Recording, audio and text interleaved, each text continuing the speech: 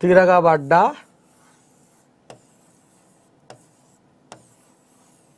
బిడ్డ కనపడుతుందా పిల్ల? కనపడుతుందా? తిరగబడ్డ బిడ్డ.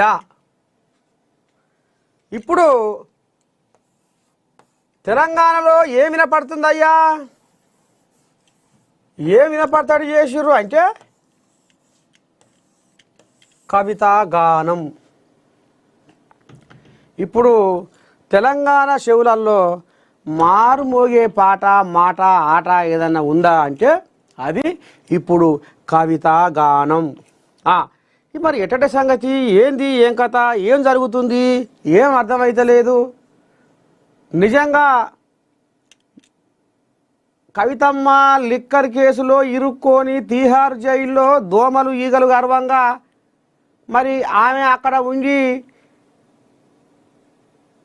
తీరుగా అవస్థ పడి మరి చేసిన పాపం గోసులు పెట్టుకుంటే కాశీ పోయినా తప్పదన్నట్టుగా నిజంగానే ఆమె మరి కథ ఏం చేసే, ఎట చేసే, తీహార్ జైల్లో ఎందుకు ఉండవలసి వచ్చే, ఇంకా కూడా బీజేపీ వాళ్ళు మరి ఇంకా ఏం మోపు చేస్తారు, ఇంకా రేపు నా రాజకీయ భవిష్యత్తు ఏంది ఏం కథ అనేది మరి అక్కడ బీజేపీ వాళ్ళు ఒత్తిడి చేయించి ఈ కథ ముంగడికి అయ్యి నువ్వు ఈ రకంగా ఇట్లా చేయి,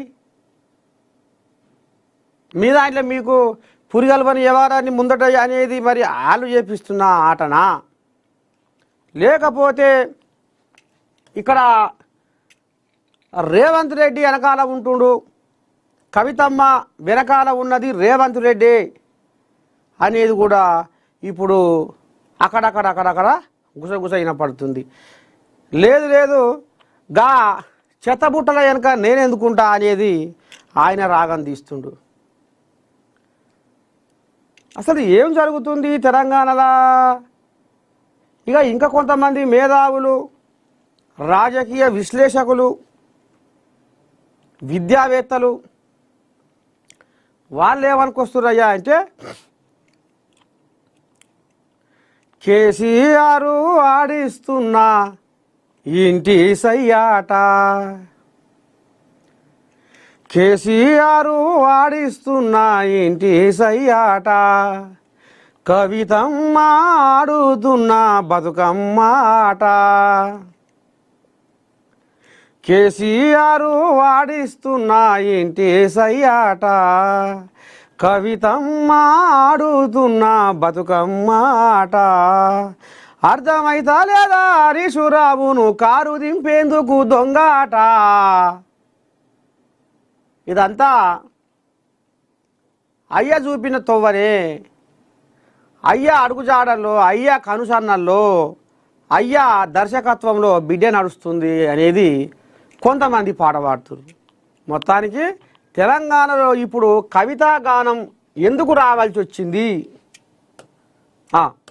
తెలంగాణలో కవితా గానం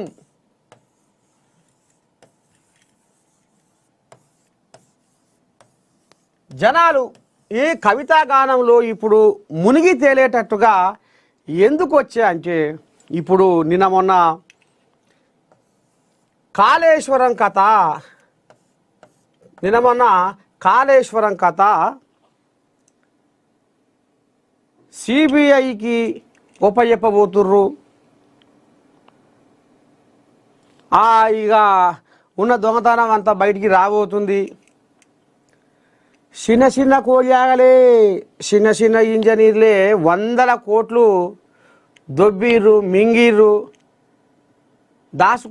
దోసుకుర్రు, కథ గమ్మిచ్చిర్రు అనేది మరి చూసినాం, విన్నాం.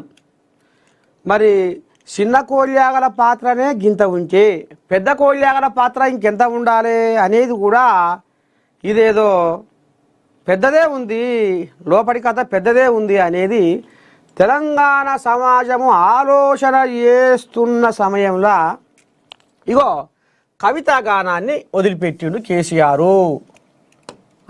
కవితా గానాన్ని వదిలిపెట్టిండు కేసీఆర్ అనేది కథ నడుస్తుంది. అంటే ఇక్కడ మా అయ్య రామసక్కనోడు, సూడసక్కనోడు, సొక్కంపూస మీరు ఏ రకంగా మా అయ్యను అంటే ఈ కాళేశ్వరం కథను అంటే సిబిఐ కేసీఆర్ మీద సిబిఐ ఎంక్వైరీయా, మా అయ్య చేసి రామసక్కదనంగా కట్టిన కాళేశ్వరం సిబిఐ ఎంక్వైరా, అసలు కారకులు వీళ్ళు ఎవరు? హరీష్ రావు, సంతోషరావు. తెలంగాణను దోసుకున్నది, అవినీతి సొమ్ము దాచుకున్నది హరీష్ రావు, సంతోష్ రావు అని ఇక ఇప్పుడు ఆమె కుండ బద్దలు కొట్టి ఈ తెలంగాణ సమాజాన్ని, మీడియా ఛానళ్లను, సబ్బండ వర్గాలను ఇప్పుడు కవితా గానం, ఇప్పుడు కవితమ్మ పాట పాడుతుర్రు. కవితమ్మ ఇటు గుంజుకుంది. అయ్య మీద సిబిఐ కేసాట, కాళేశ్వరం ఈ కథ సిబిఐకి ఒప్పచెప్తుర్రాట. ఇక రేపో మాపో రేవంత్ రెడ్డి ఆనాడు అసెంబ్లీ ఎలక్షన్ల ముందర చెంచల్గూడ జైల్లో డబుల్ బెడ్రూమ్ కట్టిస్తా అన్నాడు కేసీరావుకు. ఇక అది దగ్గరికి వచ్చినట్టే ఉంది, అయితట్టే ఉంది అనేది కొంత గుసగుస పొక్కితే ఈ గుసగుస మీద గంపగంబి ఇప్పుడు కవితా గానం దిక్కు తెలంగాణ సమాజాన్ని మళ్లించుకున్నారు. అయితే ఇప్పుడు నూటికి ముత్యం కేసీరావు కవితమ్మ ఆడుతున్న డ్రామా అనేది